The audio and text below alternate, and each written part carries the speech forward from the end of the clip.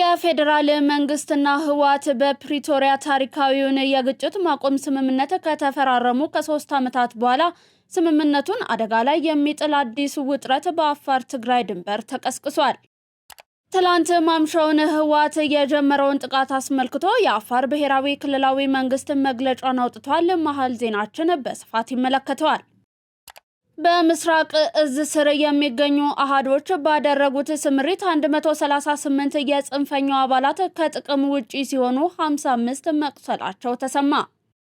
መነሻውን ከሱዳን ያደረገ የጦር መሳሪያና ተተኳሽ በአማራ ክልል ቁጥጥር ስር መዋሉን ፖሊስ አስታወቀ።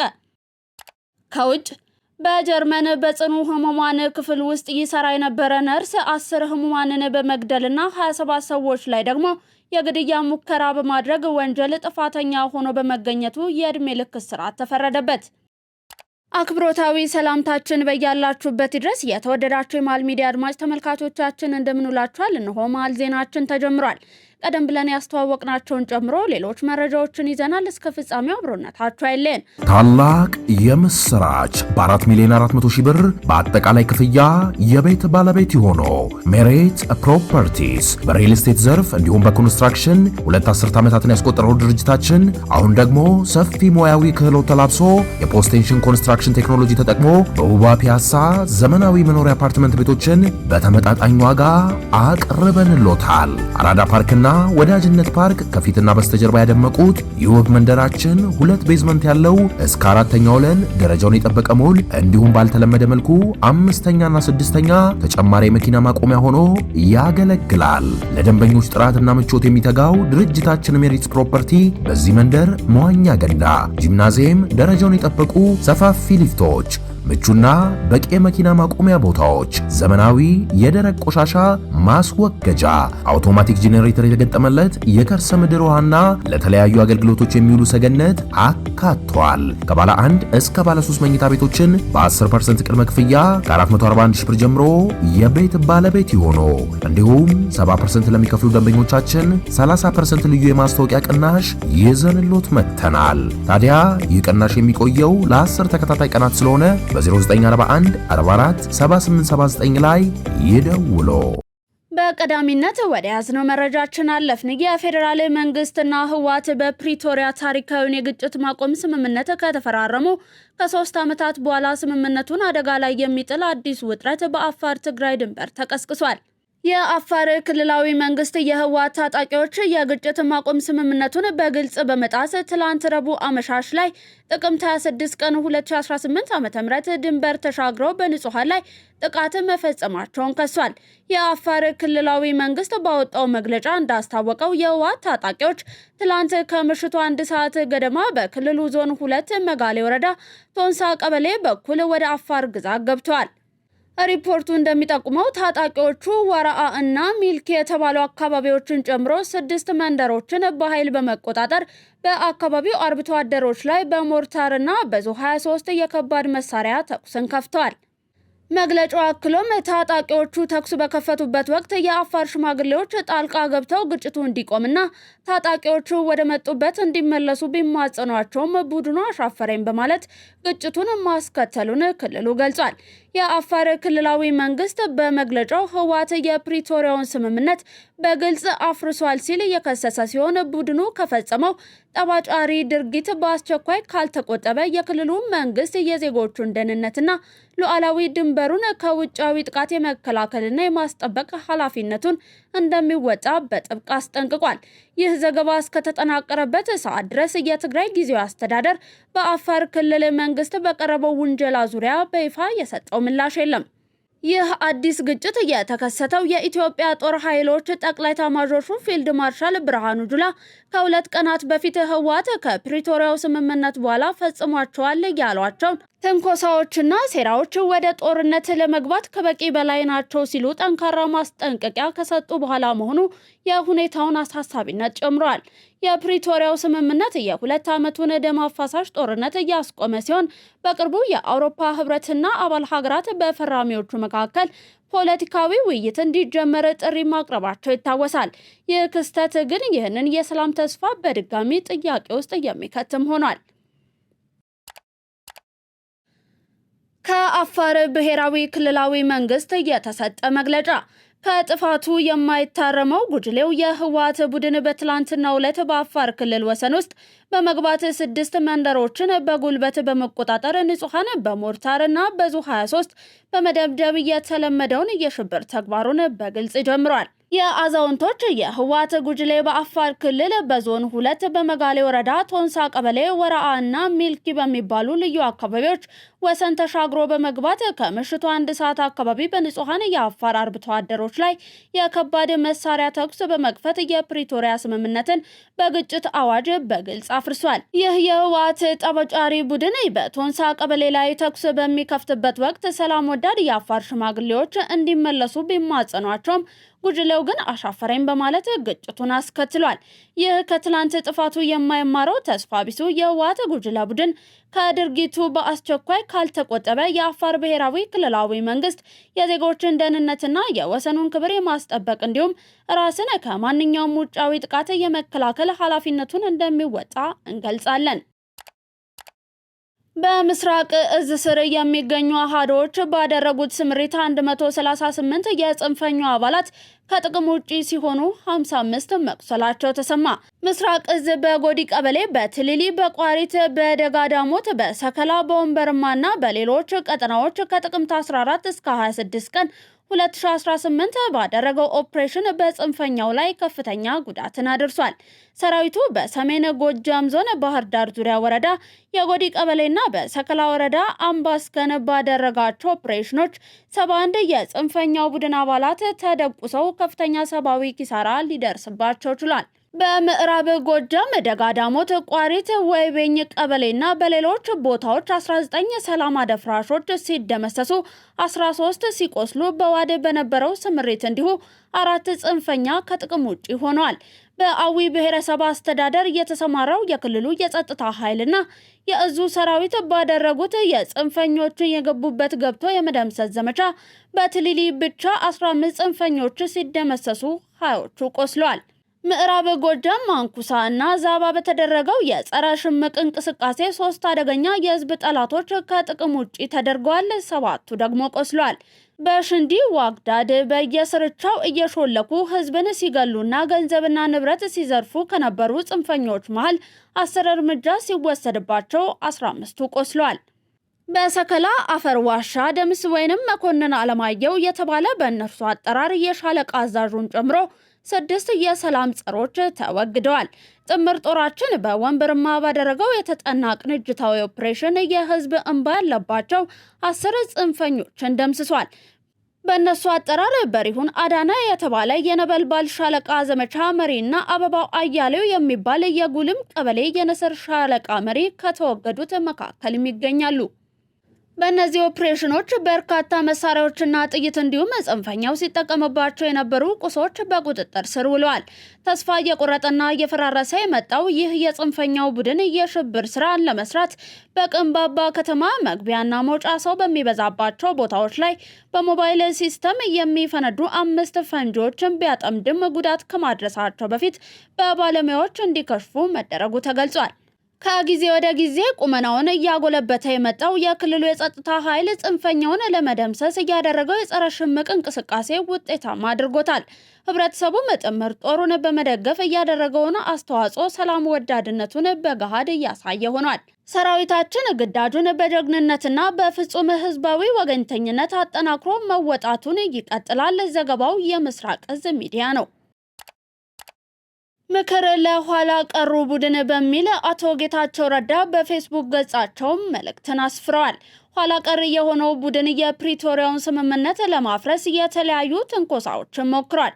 ነገር ግን የፌዴራል መንግስቱ ታግሷል። አሁንም የፌዴራል መንግስትን ወደ ግጭት ለመጎተት በአፋር ክልል ትንኮሳን ፈጽሟል። ይህ የሻዕቢያ አጀንዳን ለማስፈጸም የሚደረግ እንቅስቃሴ ነው። ለዚህ ዋና ተጠያቂዎቹ ፍስሐ ማንጁስና ዮሐንስ ናቸው ብለዋል። ይህ እንቅስቃሴ ለህዝቡ ስቃይ ለማምጣትና ህዝቡን ለመጨፍጨፍ የሚደረግ የክህደት እንቅስቃሴ ነው ያሉት አቶ ጌታቸው ረዳ አክለውም እናንተ ኋላ ቀር ቡድኖች ወደ አፋር የሚወስደውን መንገድ በመዝጋት የአፋርን ሕዝብ እንደ ድርድር መሳሪያ ለመጠቀም ፍላጎት እንዳላችሁ አውቃለሁ። ይህ እንዲሆን በፍጹም አታስቡ ብለዋል። የትግራይ ጦርና ትግራይ ከፌዴራል መንግስት ጋር በምንም መልኩ የሚያጋጭ አጀንዳ የለውም፣ እናንተም እንዲሁ። ስለዚህ ይህ ኋላ ቀር ቡድን የሻዕቢያ አጀንዳ መጠቀሚያ እንዳይሆን መታገል ያስፈልጋል ነው ያሉት አቶ ጌታቸው ረዳ። መነሻውን ከሱዳን ያደረገ የጦር መሳሪያና ተተኳሽ በአማራ ክልል ቁጥጥር ስር መዋሉን ፖሊስ አስታወቀ። መነሻውን ከሱዳን ያደረገ የጦር መሳሪያና ተተኳሽ በአማራ ክልል ምዕራብ ጎንደር ዞን ቋራ ወረዳ በቁጥጥር ስር መዋሉን የዞኑ ፖሊስ መምሪያ አስታውቋል። የጦር መሳሪያው ለህገወጥ ቡድኑ ሊደርስ የነበረ ነው የተባለው። የምዕራብ ጎንደር ዞን ፖሊስ መምሪያ አዛዥ ኮማንደር ምስጋናው ካሴ ለህገወጥ ቡድኑ ሊደርስ የነበረ አንድ ክላሽ ጠመንጃ፣ 10 የክላሽ ካዝና፣ 566 የድሽቃ ጥይት፣ 8260 የብሬን ጥይት፣ 4779 የክላሽ ጥይት በቁጥጥር ስር ውሏል ብለዋል። ኮማንደር ምስጋናው ካሴ በ4 ሞተር ብስክሌት ተጭኖ የተነሳው ይህ ህገወጥ የጦር መሳሪያና ተተኳሽ በቋራ ወረዳ ምርት ገለጎ ቀበሌ አድርጎ ጠላት ሲሉ ለጠሩት አካል ሊደርስ የነበረ መሆኑን ገልጸዋል። የጦር መሳሪያዎቹ የጸጥታ ኃይል ባደረገው ብርቱ ጥረትና ክትትል በቋራ ወረዳ ነፍስ ገበያ ቁጥር 4 ልዩ ቦታው ተሾመ እርሾ በሚባል ቦታ ተይዘዋል በማለት ኮማንደሩ ማስታወቃቸውን የአማራ ክልል ኮሚኒኬሽን መረጃ አመልክቷል። ህብረተሰቡ መሰል ህገወጥ ድርጊቶችን ሲመለከት ለጸጥታ ኃይል መረጃ ሊሰጥ ይገባል ሲሉ የምዕራብ ጎንደር ዞን ፖሊስ መምሪያ አዛዥ መልእክትን አስተላልፏል። የኢትዮጵያ ፌዴራል ፖሊስ በቅርቡ የሚያስመርቀውን የልዩ ጸረ ሽብር ኮማንዶ ኃይል በሁሉም የሀገሪቱ ክፍሎች እንደሚያሰማራ አስታወቀ። ኮማንዶ የትኛውንም አይነት ግዳጅ መፈጸም የሚችልና ለበርካታ ወራት ልዩ ስልጠና እንደወሰደ የፌዴራል ፖሊስ ኮሚሽነር ጀነራል ደመላሽ ገብረ ሚካኤል አስታውቀዋል። የፖሊስን አቅም በከፍተኛ ደረጃ የሚያሳድግና ተልዕኮን የሚያሳልጥ ዘመናዊ የትጥቅ አቅም በልዩ ሁኔታ ተሟልቷል። ይህንን መጠቀም የሚችል የልዩ ጸረ ሽብር ኮማንዶ ኃይል አሰልጥነን ለማስመረቅ የመጨረሻ ምዕራፍ ላይ ደርሰናልን ብለዋል። የኢትዮጵያ ፌዴራል ፖሊስ የአጭር የመካከለኛና የረጅም ርቀት የሬዲዮ ግንኙነት ስርዓት በቅርቡ ወደ ስራ እንደሚያስገባም ኮሚሽነሩ ተናግረዋል። በኦሮሚያ ክልል ለዘላቂ ሰላም ግንባታና ለልማት ስራዎች መጠናከር ከክልሉ መንግስት ጋር ተቀራርበው እየሰሩ መሆኑን የክልሉ የፖለቲካ ፓርቲዎች የጋራ ምክር ቤት ገለጸ።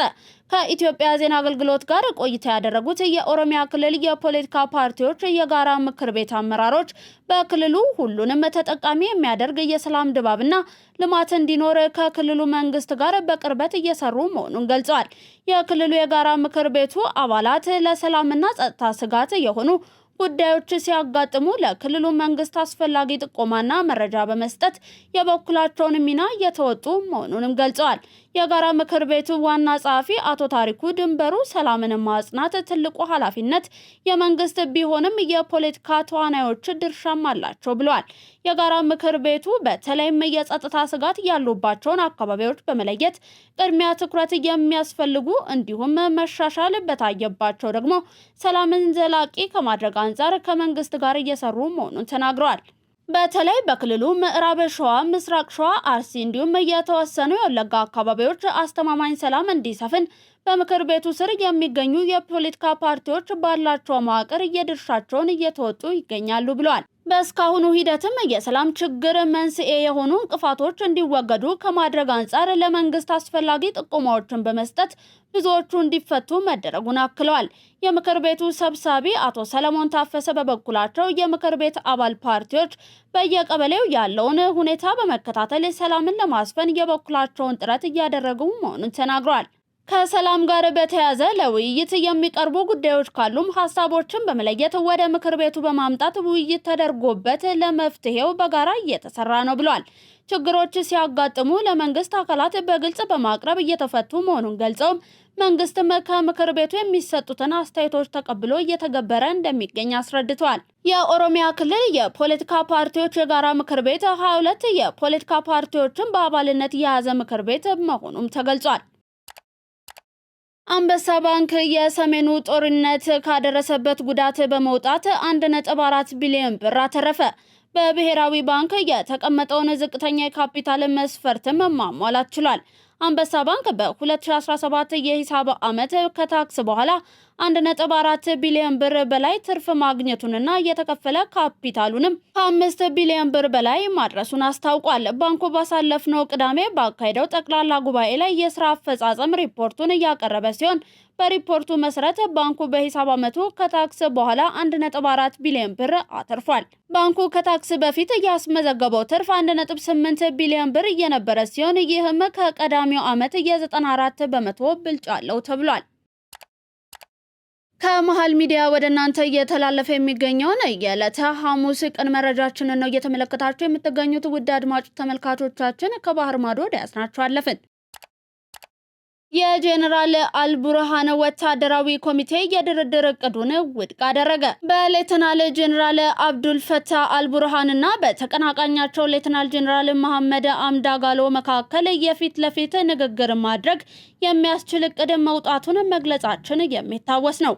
ይህ እቅድ የ3 ወራት ተኩስ አቁምን ያካተተ ሲሆን በአሜሪካ፣ ግብጽ፣ ሳውዲ አረቢያ እና ዩናይትድ አረብ ኤምሬትስ አማካኝነት እየተዘጋጀ መሆኑ ይታወቃል። በእቅዱ ላይ በሌተናል ጄኔራል አልቡርሃን የሚመራው የሱዳን ወታደራዊ ኮሚቴ ውይይት ካደረገ በኋላ እቅዱን ውድቅ ማድረጉን ሱዳን ትሪቢዩን ዘግቧል።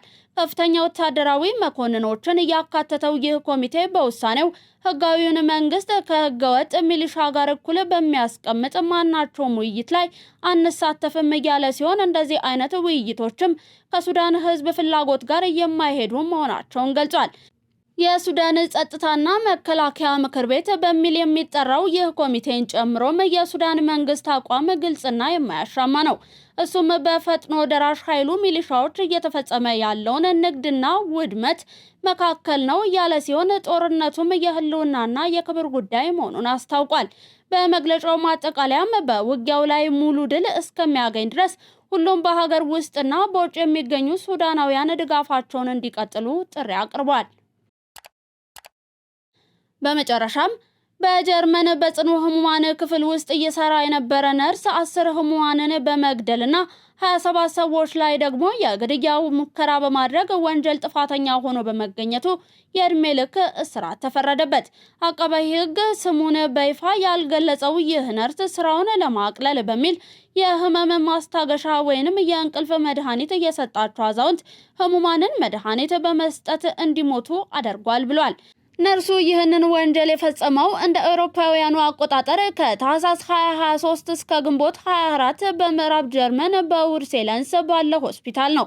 መርማሪዎች ነርሱ በሙያው ላይ የሰራ በቆየባቸው ዓመታት የታዩ አጠራጣሪ ጉዳዮች ላይም ተጨማሪ ምርመራ እንዲያደርጉ ተገልጿል። አዣንስ ፍራንስ ፕሬስ ነርሱ በውርሴለንስ በሚገኘው ሆስፒታል እንደ አውሮፓውያኑ አቆጣጠር በ2007 የነርስነት ሙያ ስልጠና ከወሰደና ካጠናቀቀ በኋላ ከ2020 ጀምሮ ተቀጥሮ ይሰራ ነበርም ብሏል። አቃቢ ሕግ አቻን ለሚገኘው ፍርድ ቤት ሲያስረዳ ከፍተኛ እንክብካቤ በሚፈልጉ ታማሚዎች ላይ ቁጣና ርህራሄ ማጣት ማሳየቱን እንዲሁም ራሱን የህይወትና የሞት ጌታ በማድረግ አቅርቧል ሲልም አስረድቷል።